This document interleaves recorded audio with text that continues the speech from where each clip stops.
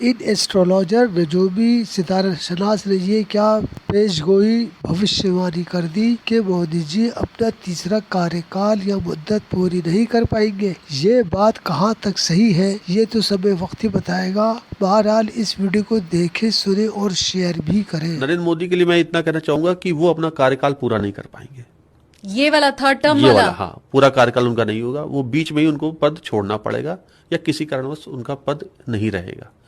तो ये एक भविष्यवाणी मैं करना चाहूंगा। हाँ। उनके सिग्नेचर को देख करके तो आपको मैं बताऊं, जैसे मैंने भविष्यवाणी की थी उद्धव ठाकरे की सरकार कब गिरेगी, मैंने टाइम बता दिया था, समय बताया था, महीना सब बताया था और वही हुआ।